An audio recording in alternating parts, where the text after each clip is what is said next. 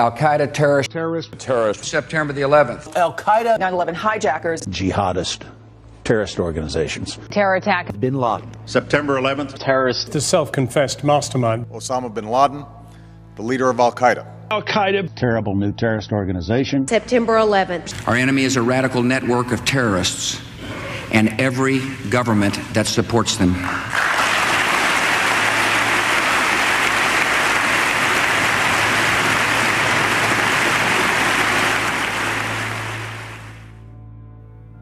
Forget for one moment everything you've been told about September 11th, 2001. Instead, let's ask ourselves one question. What was 9/11? A terrorist atrocity? An attack on America? The first salvo in a new war? A day that changed everything? The question may seem simple, but how we answer it is of vital importance. It determines how we proceed with our investigation of that day. And once you strip away the emotional rhetoric and the fear-inducing imagery, we're left with the simple truth. 9/11 was a crime. And as with any crime, there is one overriding imperative that detectives must follow to identify the perpetrators. Follow the money. This is an investigation of the 9/11 money trail.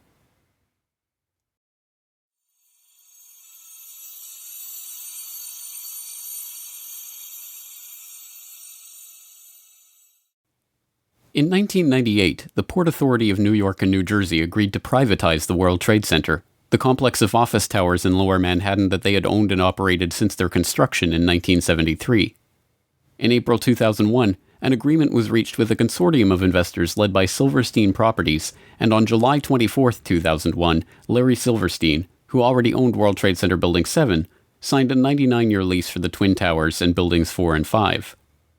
The lease was for $3.2 billion and was financed by a bridge loan from GMAC, the commercial mortgage arm of General Motors, as well as $111 million from Lloyd Goldman and Joseph Kerr, individual real estate investors. Silverstein Properties only put down $14 million of its own money. The deal was unusual in a variety of ways. Although the Port Authority carried only $1.5 billion of insurance coverage on the WTC complex, which earlier that year had been valued at $1.2 billion, Silverstein had insisted on doubling that amount, insuring the buildings for $3.55 billion. Silverstein's insurance broker struggled to put that much coverage in place and ultimately had to split it among 25 dealers. The negotiations were so involved that only temporary contracts were in place for the insurance at the time the lease was signed, and by September the contracts were still being finalized. Silverstein's group was also explicitly given the right to rebuild the structures if they were destroyed, and even to expand the amount of retail space on the site if rebuilding did take place. Within hours of the destruction of the Twin Towers on September 11th, Silverstein was on the phone to his lawyers, trying to determine if his insurance policies could construe the attacks as two separate insurable incidents rather than one.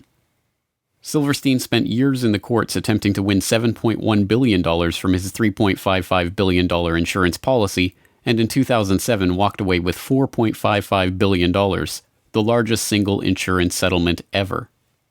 As soon as the deal was announced, Silverstein sued United and American Airlines for a further $3.5 billion for their negligence in the 9/11 attacks, a claim that was struck down by the courts but is still on appeal.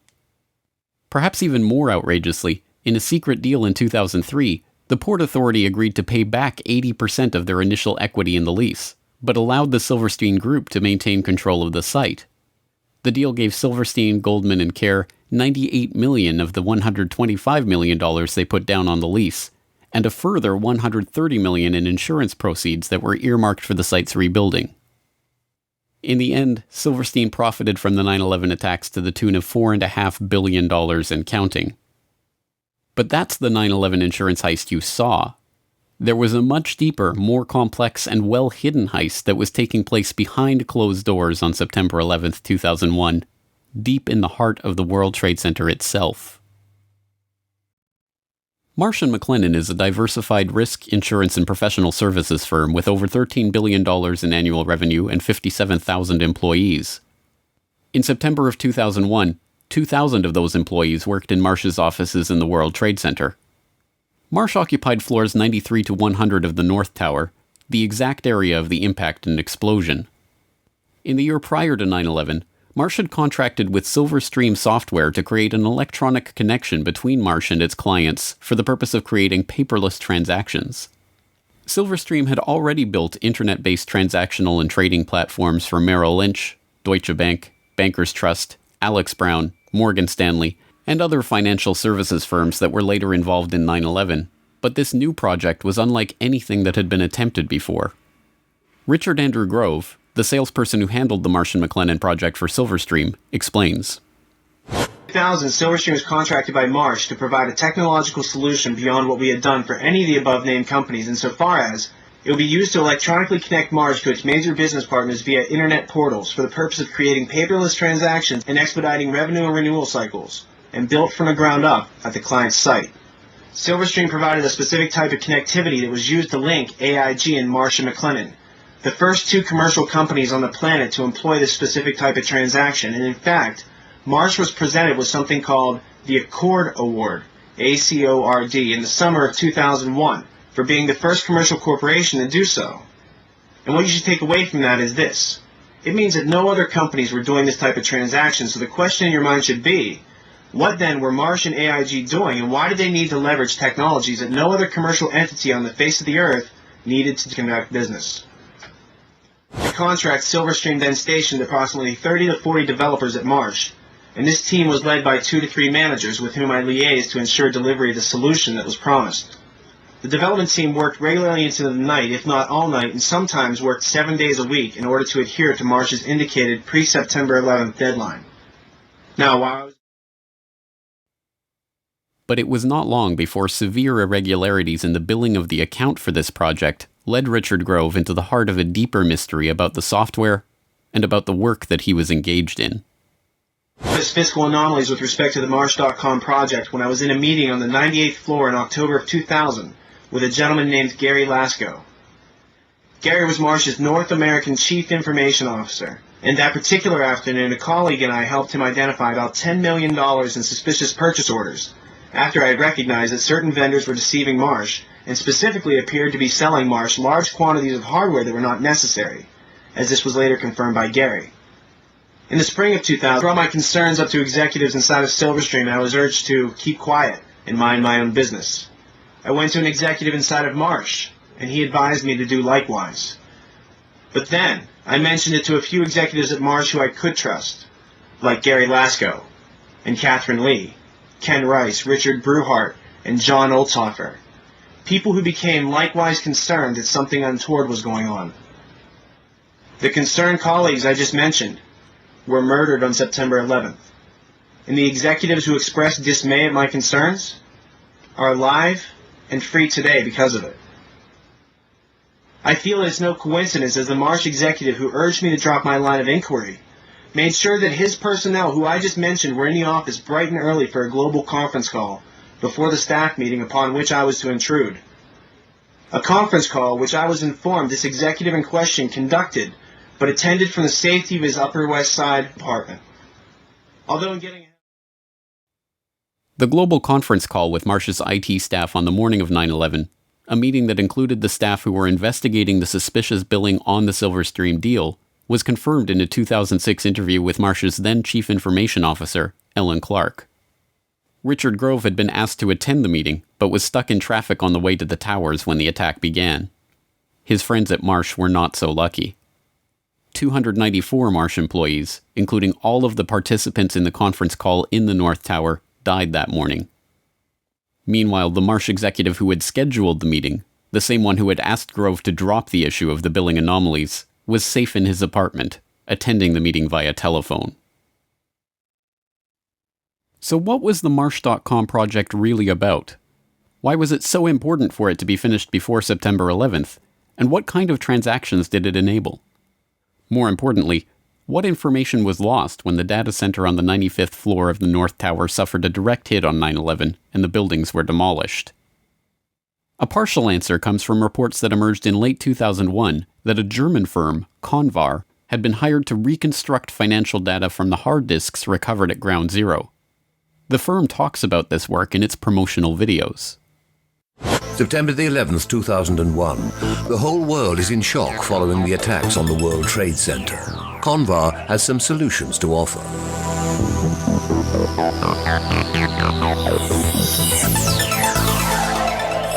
Data stored on countless hard drives retrieved from the collapsed towers was believed to have been lost, but Convar specialists can render irreplaceable information readable again at Europe's only high-security data recovery center.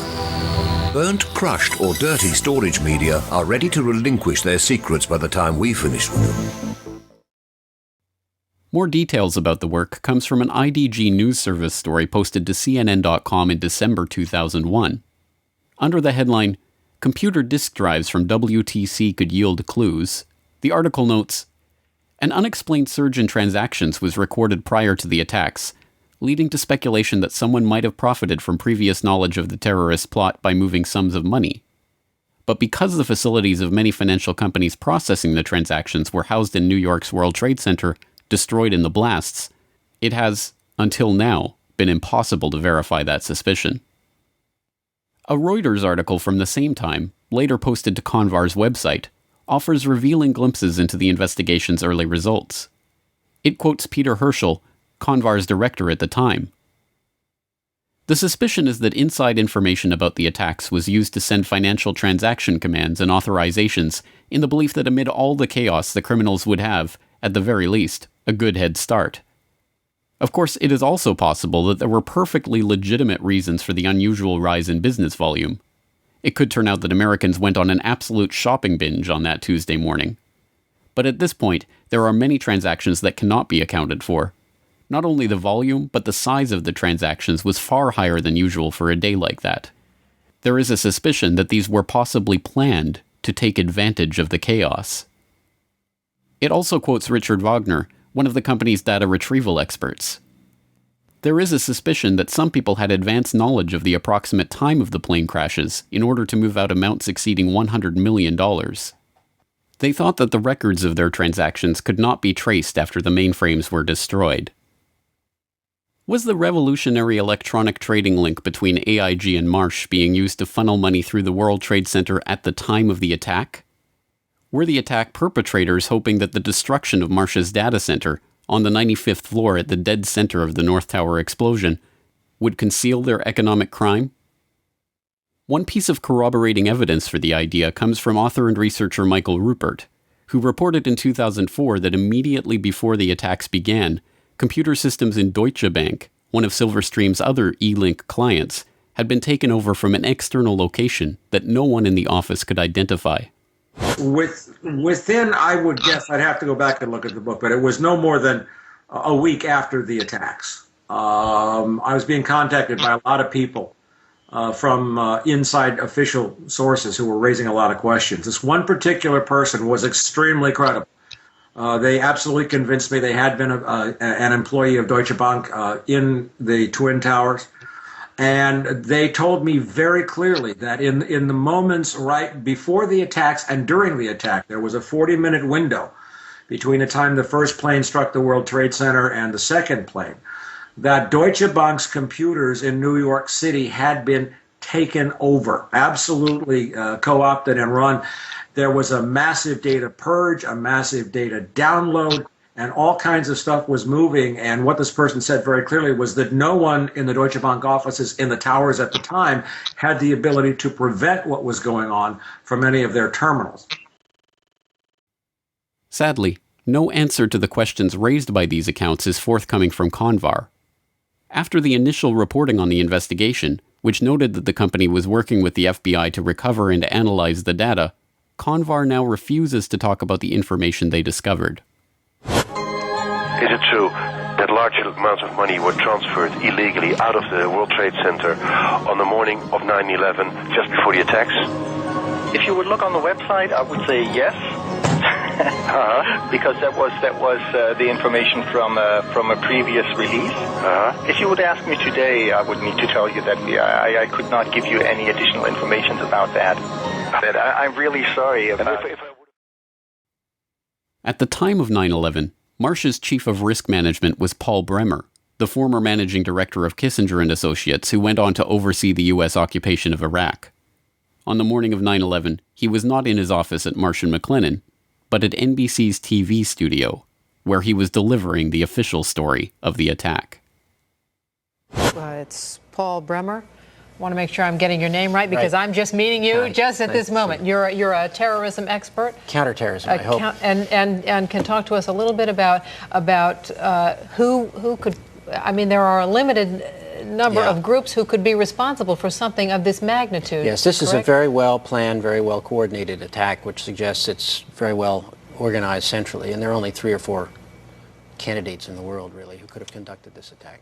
Bin Laden comes to mind right away, Mr. Bremer. Indeed, he certainly does. Bin Laden was involved in the first attack on the World Trade Center, which had as its intention doing exactly what happened here, which was to collapse both towers. He certainly has to be a prime suspect. But there are others in the Middle East, and there are at least 2 states, Iran and Iraq, which should at least remain on the list of potential suspects. What kind of... I don't recall anything like this. Pearl Harbor happened a month before I was born, and I hear my parents talk about that as a seminal event in their lives all the time. I am not aware of anything like this in the United States before. Americans are now, I think it's fair to say, really scared. Should we be? This is a day that will change our lives, isn't it? It is a day that will change our lives. It's a day when the war that the terrorists declared on the United States, and after all, they did declare war on us, has been brought home to the United States in a much more dramatic way than we've seen before. So it will change our lives.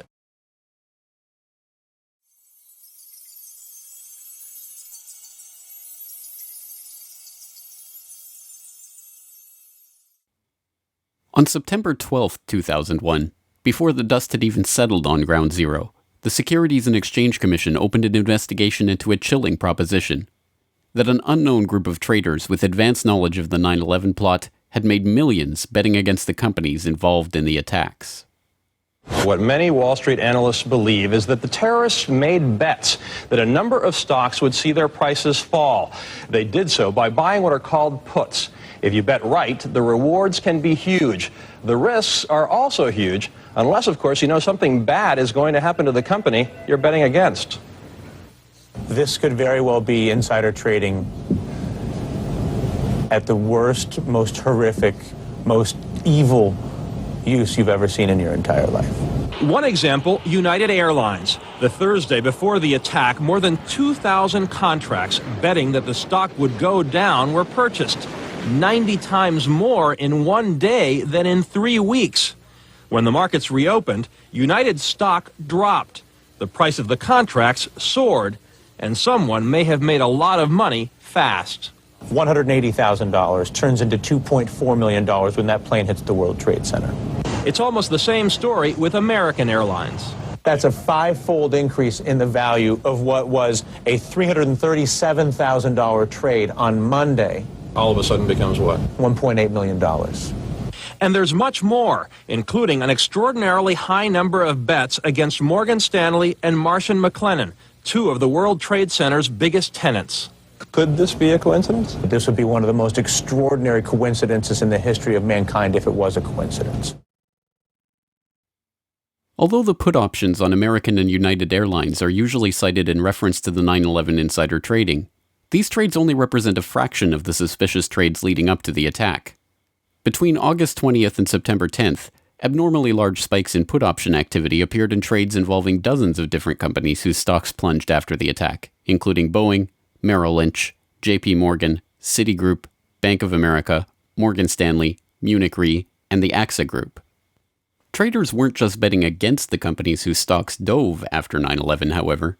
There was also a 6-fold increase in call options on the stock of defense contractor Raytheon on the day before 9/11. The options allowed the traders to buy Raytheon stock at $25. Within a week of the attack, as the American military began deploying the Raytheon-supplied Tomahawk missiles they would eventually use in the invasion of Afghanistan, the company's share price had shot up 37% to over $34. The SEC weren't the only ones interested in this particular 9/11 money trail either. Investigations into potential insider trading before the attacks were opened by authorities around the globe, from Belgium to France to Germany to Switzerland to Japan. It wasn't long before this global financial manhunt started yielding clues on the trail of the terror traders. On September 17th, Italian Foreign Minister Antonio Martino, addressing Italian Consob's own investigation into potential 9/11 trading, said, "I think there are terrorist states and organizations behind speculation on the international markets." By September 24th, the Belgian finance minister was confident enough to publicly announce Belgium's strong suspicions that British markets may have been used for transactions. The president of Germany's central bank was the most adamant. "What we found makes us sure that people connected to the terrorists must have been trying to profit from this tragedy." These foreign leaders were not alone in their conviction that insider trading had taken place.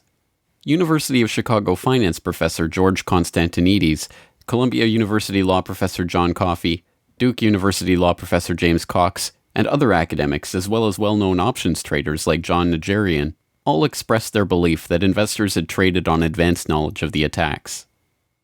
The scale of the SEC investigation was unprecedented, examining over 9.5 million securities transactions, including stocks and options in 103 different companies trading in 7 markets, 32 exchange-traded funds, and stock indices.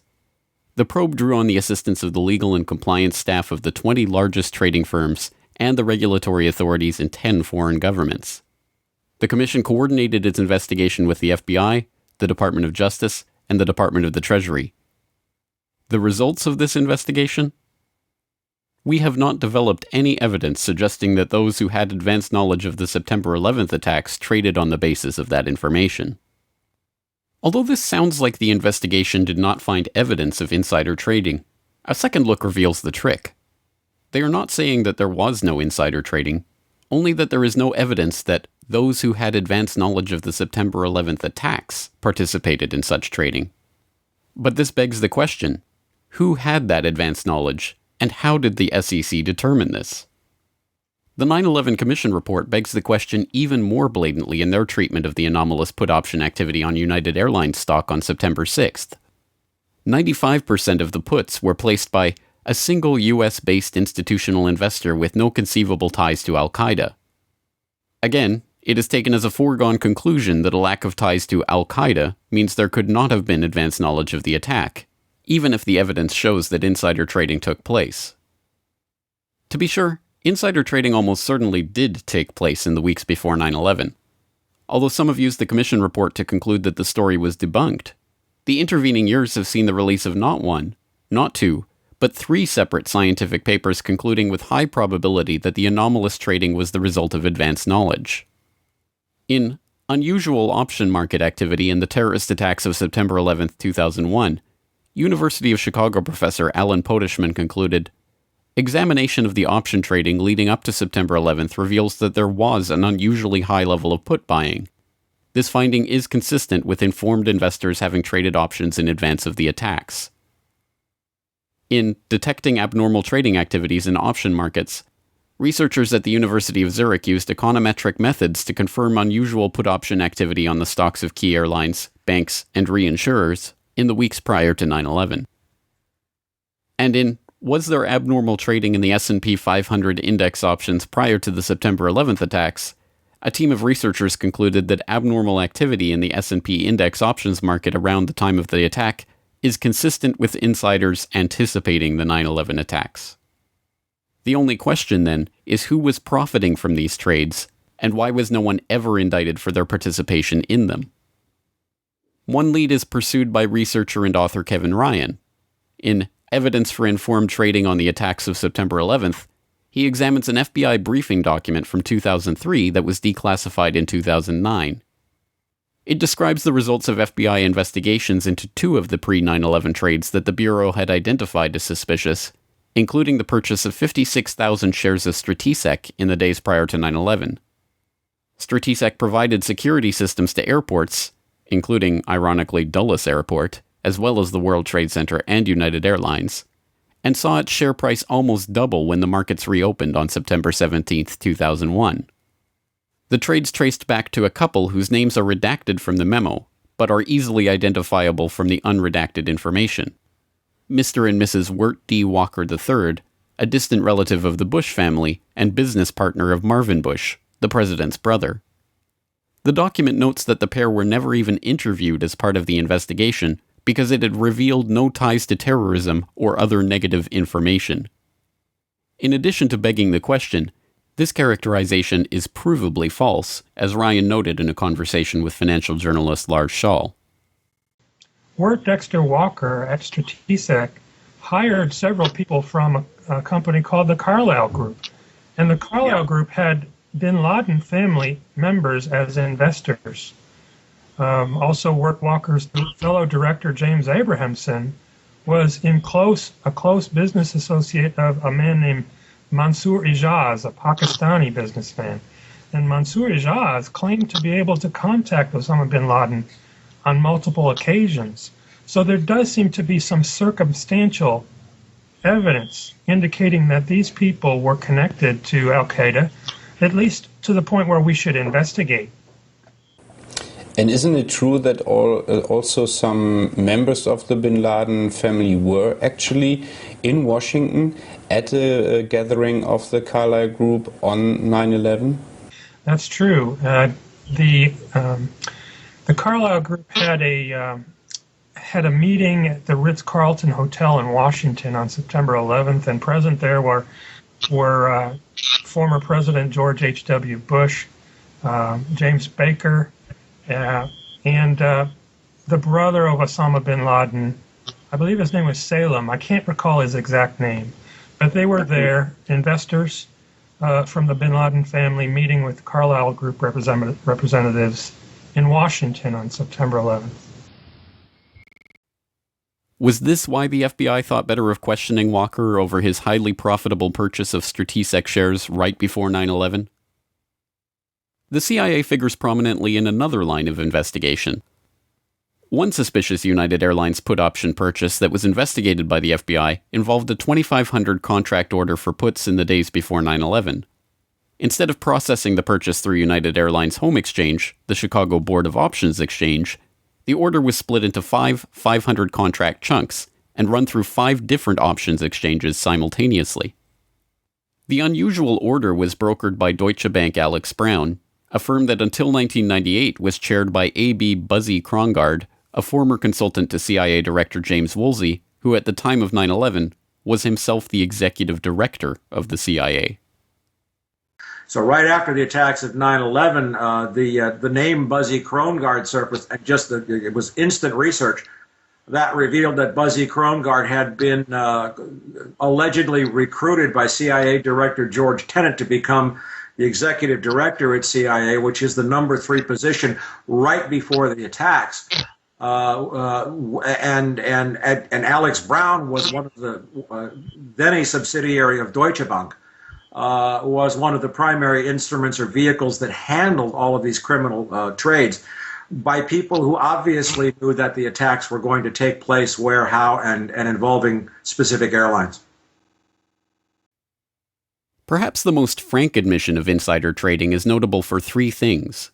It was recorded on video, it has never been investigated by any agency or law enforcement official, and it was made by former CIA agent and frequent foreign policy commentator Robert Baer, the real-life inspiration for the character portrayed by George Clooney in Syriana. Talking to citizen journalists after a speaking event in Los Angeles in 2008, Baer was recorded on video making a startling assertion about 9/11 insider trading. And then the last thing, I believe it was his National Reconnaissance Office was running a drill, a plane crashed into their building, and you know they're staffed by DOD and CIA. I know the guy that went into his broker in San Diego and said, cash me out, it's going down tomorrow. Really? Yeah. That tells us something. What? That tells us something. Well, his brother worked in the White House. This truly remarkable statement bears further scrutiny. If Baer is to be believed, a former CIA agent has first-hand knowledge that a White House insider had foreknowledge of the attacks, and to this day not only has Baer never revealed the identity of this person, but no one has questioned him about his statement or even attempted to pursue this lead. So how is it possible that the SEC overlooked, ignored, or simply chose not to pursue such leads in their investigation? The only possible answer, of course, is that the investigation was deliberately steered away from such persons of interest and any connections that would lead back to foreknowledge by government agencies, federal agents, or their associates in the business world. Unfortunately, we will likely never see documentary evidence of that from the Commission itself. One researcher requesting access under the Freedom of Information Act to the documentary evidence that the 9/11 Commission used to conclude that there had been no insider trading received a response that stated that the potentially responsive records have been destroyed.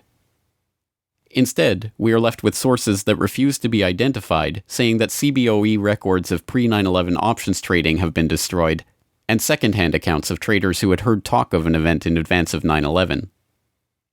In a roundabout way, perhaps the 9/11 Commission reveals more than it lets on when it tries to dismiss key insider trades with the pithy observation that the traders had no conceivable ties to Al-Qaeda. If those with foreknowledge of the attacks weren't connected to Al-Qaeda, what does that say about the identity of the real 9/11 perpetrators? ABC News has now learned that the Chicago Board of Options Exchange launched their investigation into the unusual trading last week. That may have given them enough time to stop anyone from profiting from death here in the U.S. It may also give investigators, Peter, a hot trail that might lead them to the terrorists. Thanks very much. As a reminder of the complications here, though, the Secretary of the Treasury said today of this investigation, you got to go through 10 veils before you get to the real source. Yep. Thanks, Antonio.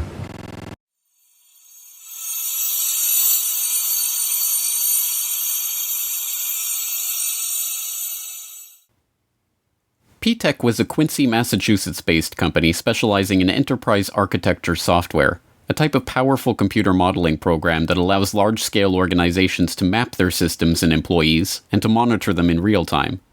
The person running this software has a god's eye view of processes, personnel, and transactions, and even the ability to use this data to foresee problems before they happen and to intervene to stop them from happening.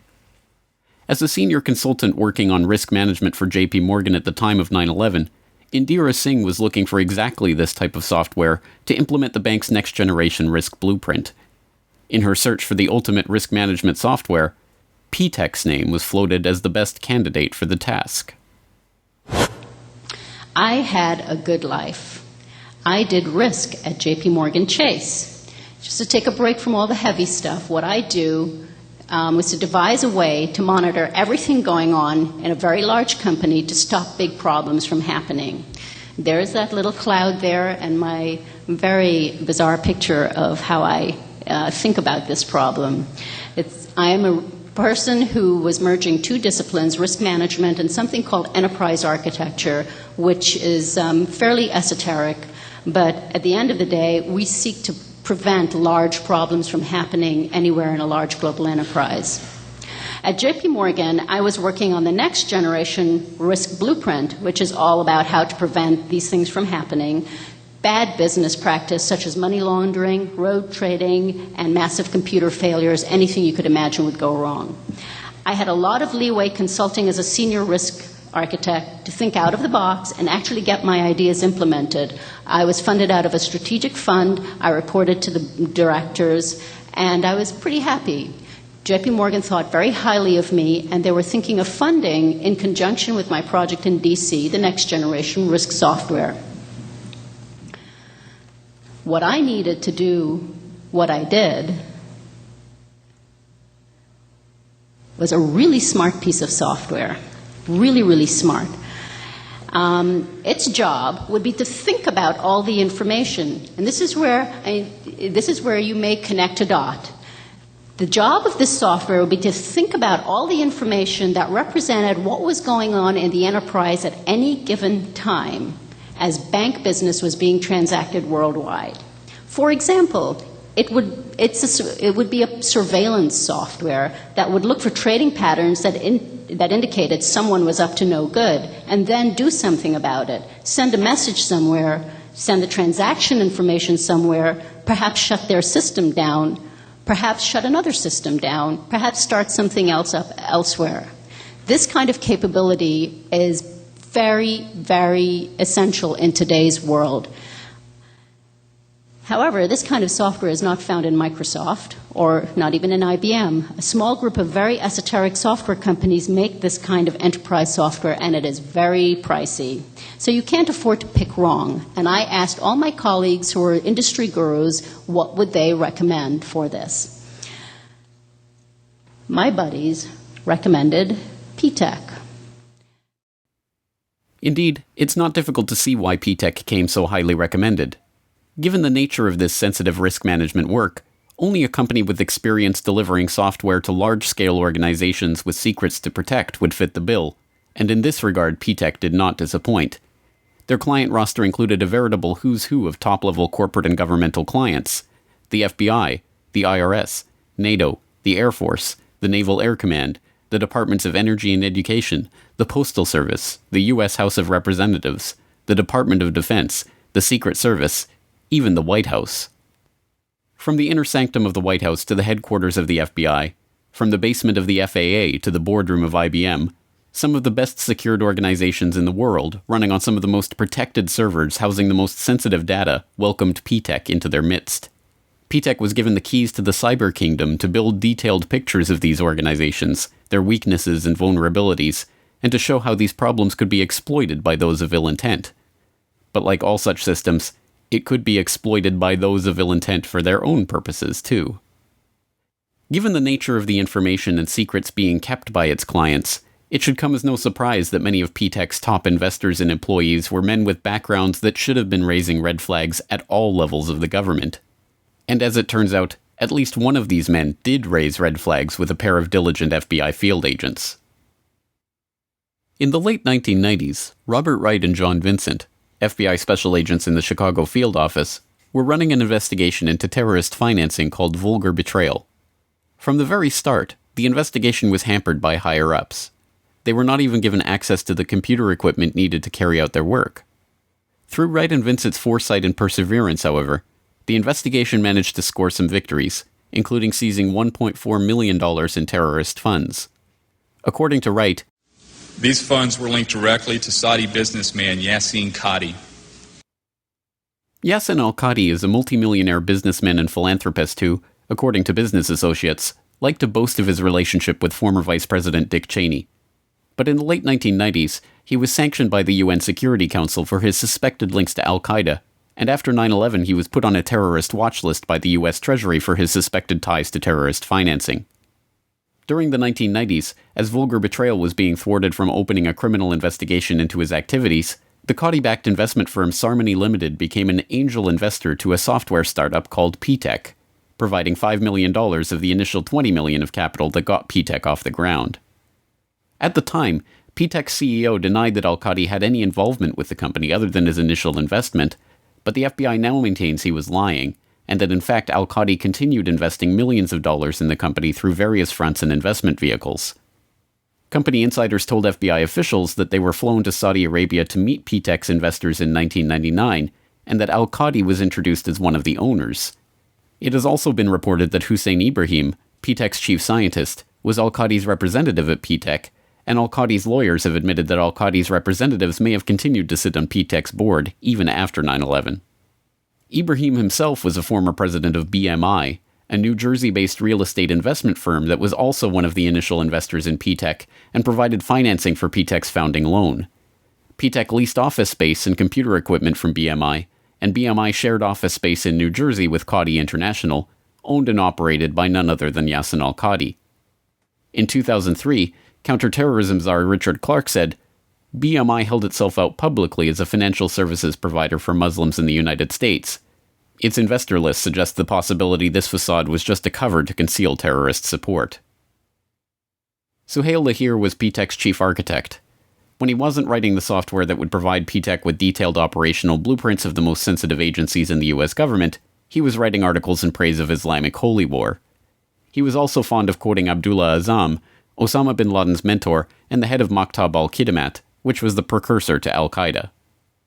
That such an unlikely cast of characters were given access to some of the most sensitive agencies in the US federal government is startling enough. That they were operating software that allowed them to map, analyze, and access every process and operation within these agencies for the purpose of finding systemic weak points is equally startling. Most disturbing of all, though, is the connection between P-TECH and the very agencies that so remarkably failed in their duty to protect the American public on September 11, 2001. Could you describe the relationship of PTEC with the FAA? Now, PTEC worked with the FAA for several years, didn't they? Yes, they worked the FAA. It was a joint project between PTEC and MITRE, and they were looking at, it's interesting, they were looking at basically holes in the FAA's interoperability with responding with other agencies, law enforcement, in the case of an emergency such as a hijacking. So they were looking for the escalation process, what people would do, how they would respond in case of an emergency, and find the holes and make recommendations to fix it. Now, if anyone was in a position to understand where the holes were, PTEC was, and that's exactly the point. And if anybody was in a position to write software to take advantage of those holes, it would have been PTEC. Now, was there a reference to PTEC having operated in the basement out of the FAA? Yes.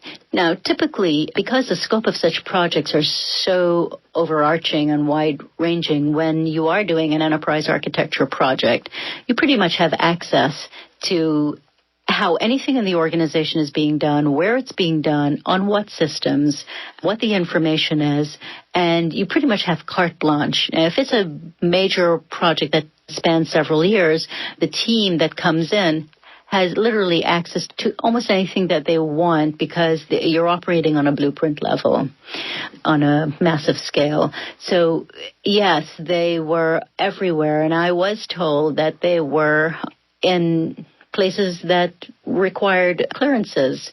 I was told that they had log-on access to FAA flight control computers. I was told that they had passwords to many computers that you may not on the surface think has anything to do with finding out holes in the system. But let's say you've said, okay, you isolated a part of a process, of a notification process that was mediated by a computer, and you wanted to investigate it further, then you would typically get log-on access to that computer. And from that, back upstream or downstream, so who knows? You know, from my own experience, I could have access to almost anything I wanted to in JP Morgan Chase. And didn't, for the reason if anything went wrong, I didn't want to have the access. But if you were up to no good as an enterprise architect with such a mandate, you typically could have anything you wanted. So who was really behind PTEC? Did Ziadi, Ibrahim, and the others somehow evade the due diligence of all of the government agencies and multinational corporations that PTEC contracted with? Did PTEC just happen to end up working on the interoperability of the FAA and the Pentagon systems on the morning of 9/11?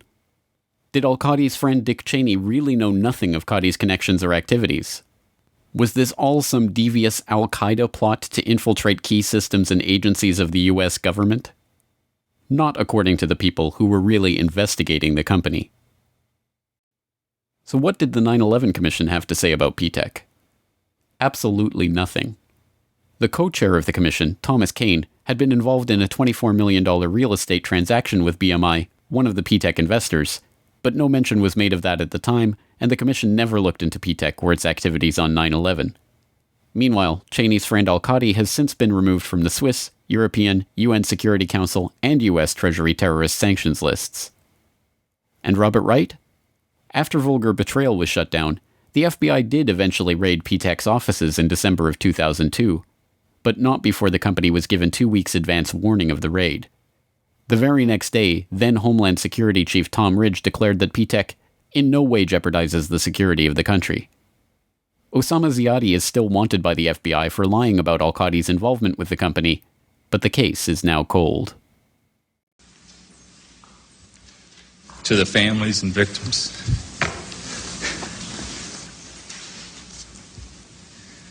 of September 11th, on behalf of John Vincent, Barry Carmody, and myself, we're sorry.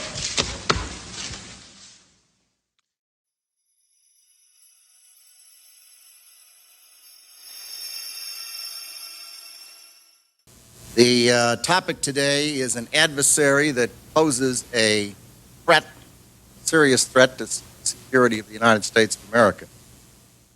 This adversary is one of the world's last bastions of central planning. It governs by dictating 5-year plans. From a single capital, it attempts to impose its command across time zones, continents, oceans, and beyond. With brutal consistency, it stifles free thought and crushes new ideas. It disrupts the defense of the United States and places the lives of men and women in uniform at risk. On September 10th, 2001, Defense Secretary Donald Rumsfeld declared a new war. Not a war on a shadowy terrorist organization in Afghanistan, or even a war on terror itself, but a war on the Pentagon. The adversary is closer to home. It's the Pentagon bureaucracy. Perhaps it is no surprise that Rumsfeld felt compelled to declare a war on the Pentagon's bureaucracy. The issue of the Pentagon's $2.3 trillion accounting nightmare had been dogging him since his confirmation hearings in January of 2001.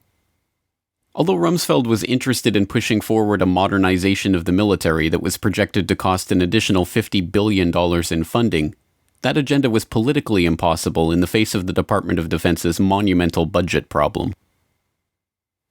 How can we seriously consider a $50 billion increase in the defense budget when DOD's own auditors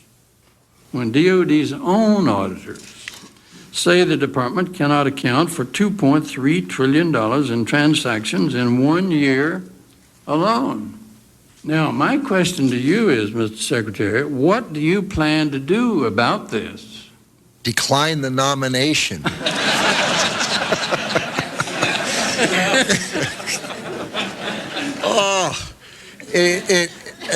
Senator, I have heard... I don't want to see you do that.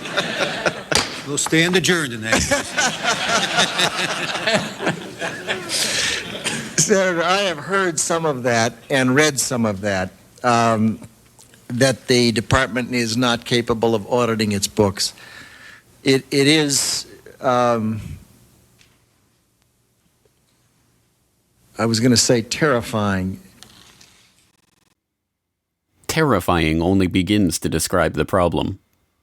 The Department of Defense's own Inspector General report for fiscal year 1999 noted that the Defense Finance and Accounting Service had processed $7.6 trillion of department-level accounting entries in that year. Of that amount, only $3.5 trillion could be properly accounted for.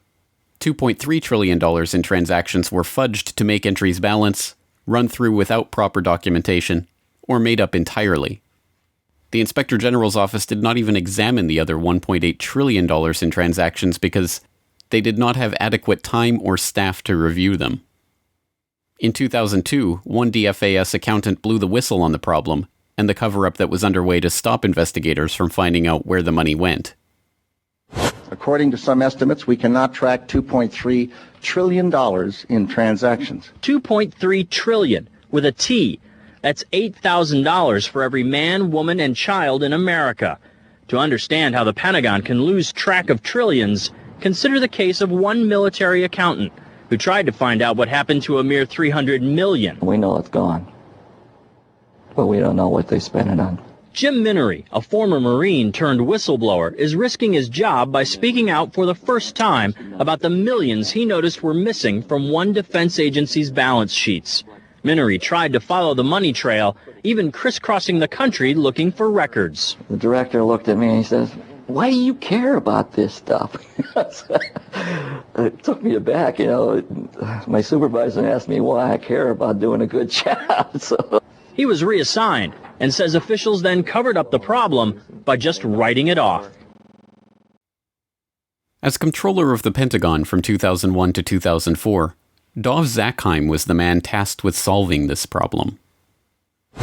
There are all kinds of long-standing rules and regulations about what you can do and what you can't do. I know Dr. Zakheim's been trying to hire CPAs because the financial systems of the department are so snarled up that we can't account for some $2.6 trillion in transactions that exist, if that's believable. And yet we're told that we can't hire CPAs to help untangle it in many respects.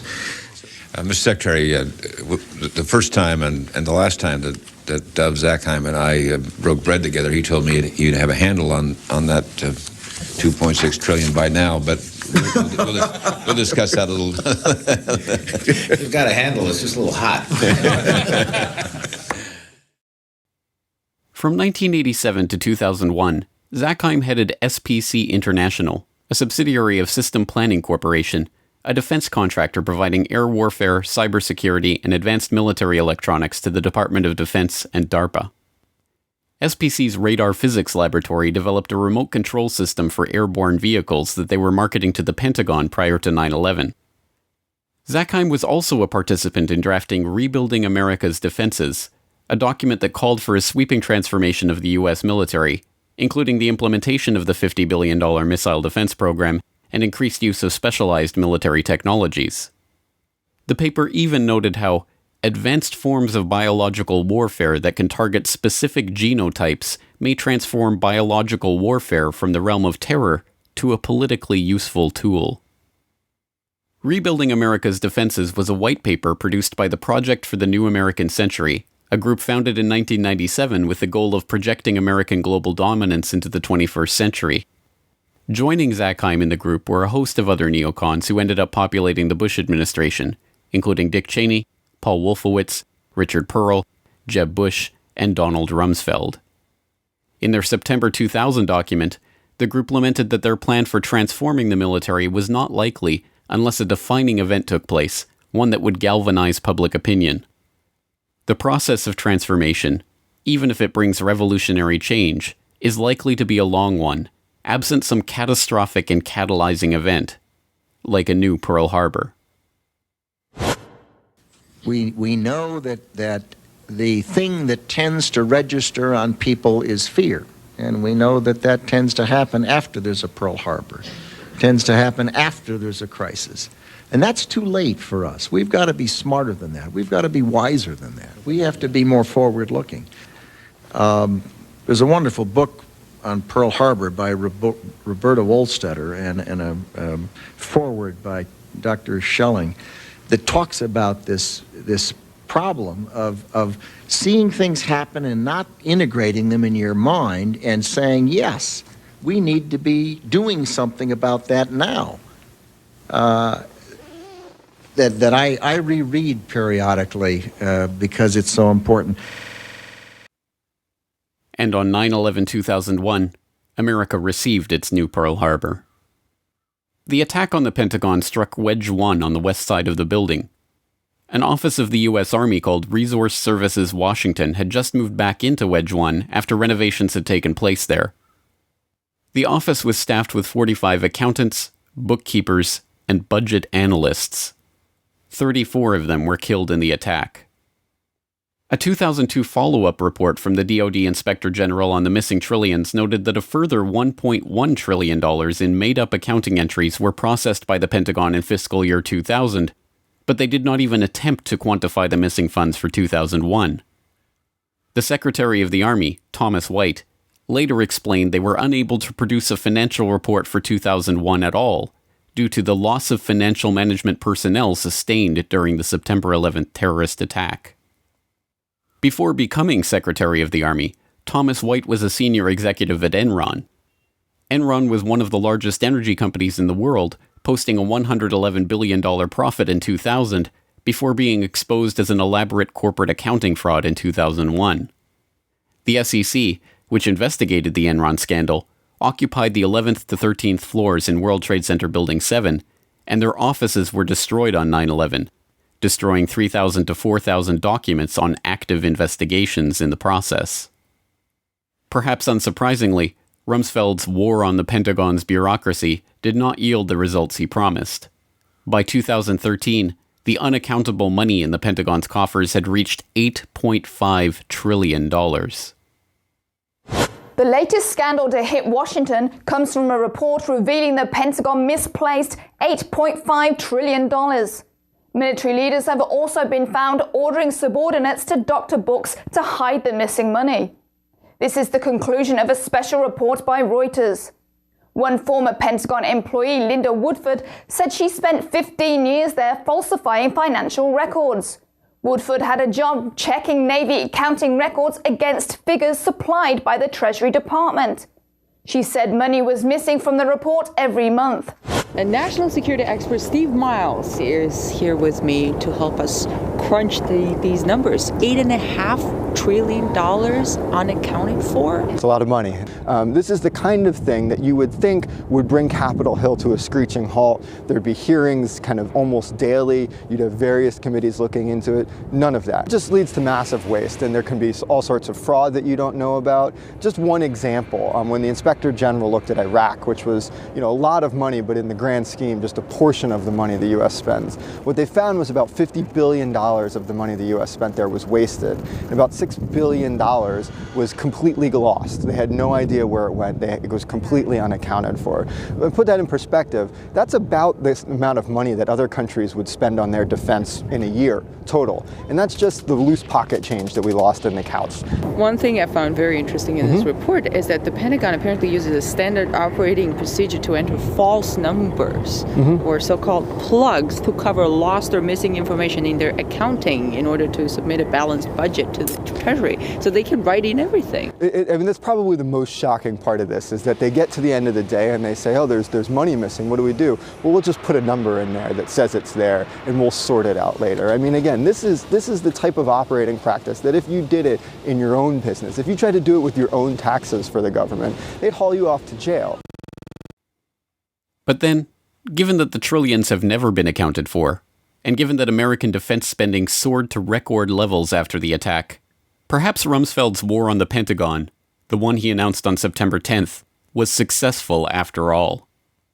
And perhaps September 11th was the key battle in that war. Some might ask, how in the world could the Secretary of Defense attack the Pentagon in front of its people? To them I reply, I have no desire to attack the Pentagon. I want to liberate it.